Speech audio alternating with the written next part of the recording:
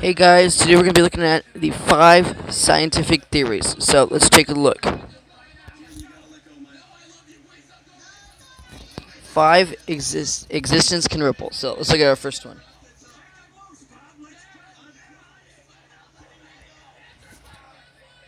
Throw a stone into a pond and the water ripples.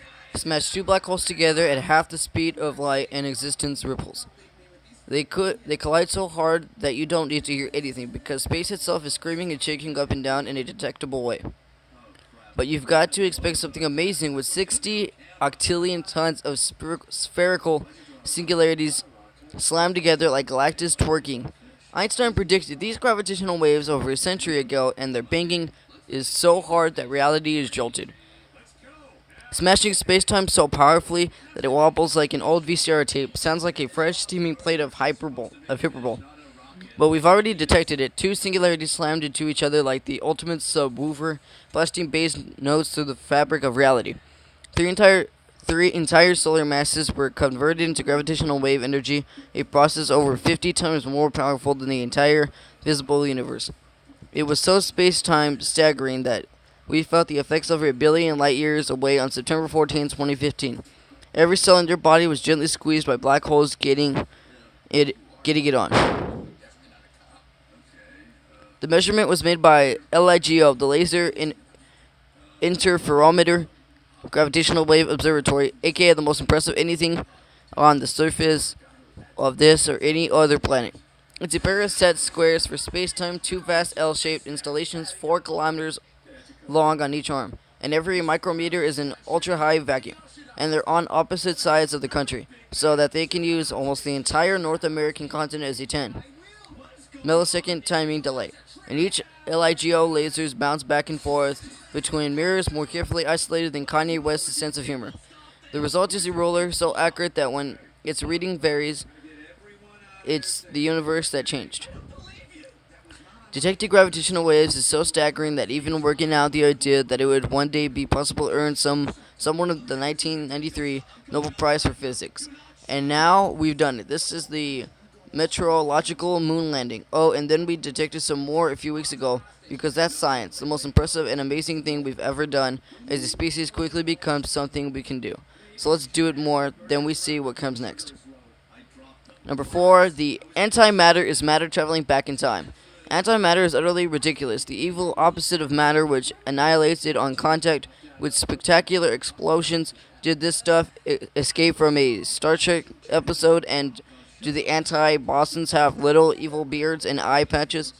The thing is, we've not only detected antimatter, but we can also now churn it out of particle accelerators and hold it in magnetic bottles for 15 minutes.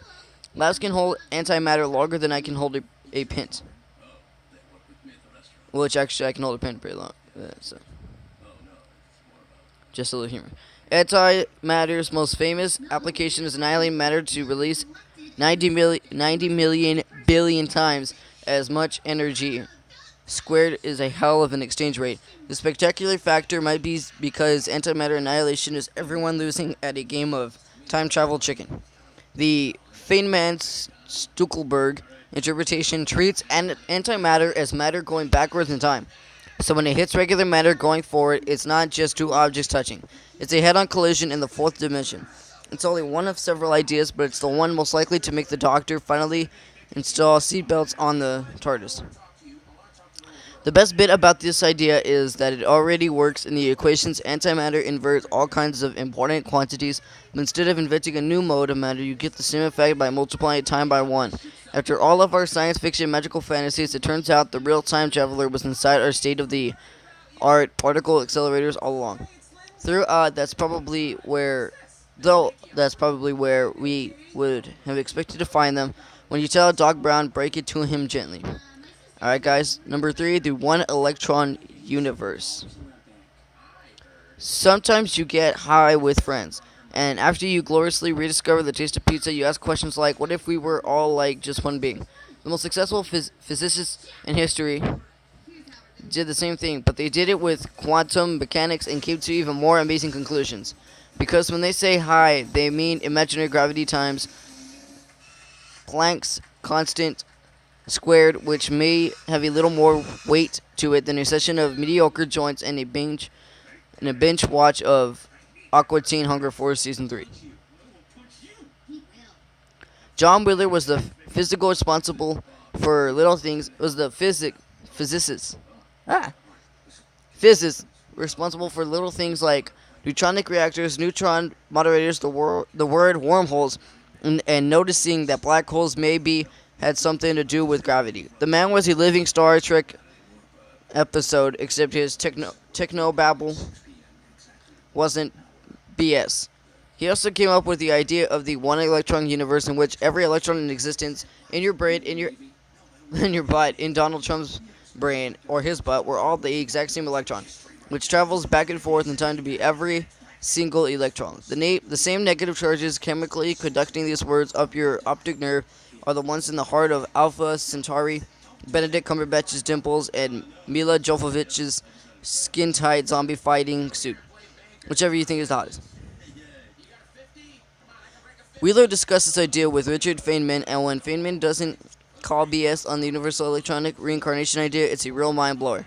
Feynman didn't call BS so hard that he discussed the idea in his Nobel Prize acceptance speech, crediting it with giving rise to the time-traveling antimatter from the previous point. One of the most decorated physicists, physicists, I can't say it for some reason. Physicists physicists in history supports the idea that existence is even more electronic masturbation than the internet, the same particle simultaneously interacting with itself in every possible way. The idea works because electrons are utterly indistinguishable. We think of subatomic particles as tiny billiard balls, but billiard balls can be totaled apart. Every electron is exactly the same. They're not built, they're not carved. They're tiny joules of solid physics popping out of the fundamental constants of reality. This isn't an obscure point. Huge swaths of the quantum mechanics, aka reality, running the computer and brain you're reading this with are based on this indistinguishability. The only reason this isn't a scientific theory is that it can't be disproved. You can only accept it or ignore it. Man, science, you give the coolest ultimatums.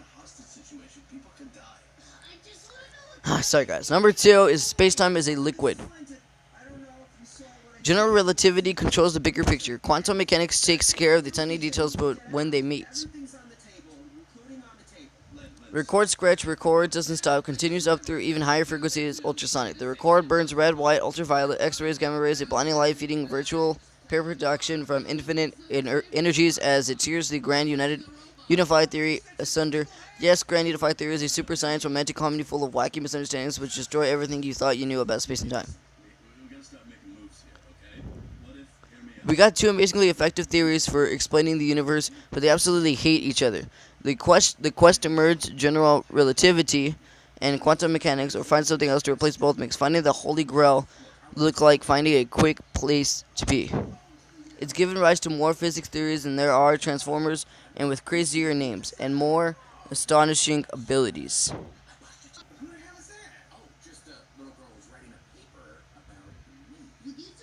There's geometrodynamics, twister theory, M theory, spin foam, and countless more, and like all good Autobots, they really are working until all forces are one. One such attempt is superfluid vacuum theory. It is exactly what it says in the name, modeling empty space as a frictionless fluid. In this model, all of reality as we understand it is like the waves on the sea. It looks like all kinds of action on a smooth surface, but that surface is really the result of lots more particles acting in a particular way. So maybe empty space is just some simpler stuff doing its own thing, man. It's a mind-melting theory which turns even an utterly empty room into a Hellraiser laments configuration box of super string snapping ultra science. So of course we're trying to see it, that's what we do. Studies of high energy X-rays and gamma rays from the Crab Nebula have already refined the theory, confirming that if space is a fluid, it must be utterly frictionless. So even the most advanced scientific theories take time to look at those pretty lights in the sky. It's just that they might redefine that time in the process. Number 1, reality could break without warning. Buddhism says that emptiness is things not having an inherent nature, physics says that emptiness could be a ticking time bomb of omni-annihilating, universe-rupturing doom, which would also bring all things to one in peace. The idea is that even empty space could break. Sorry, there's no way of talking about this, which doesn't sound like a 17-year-old goth after a bad breakup. Note, all goth breakups are bad breakups, but that's good gothing, so it's hard to say if it's good or bad. Anyways, we think an empty vacuum is the lowest energy state of existence. But if there is another lower energy state below it, then our entire reality is thin ice over a frozen lake.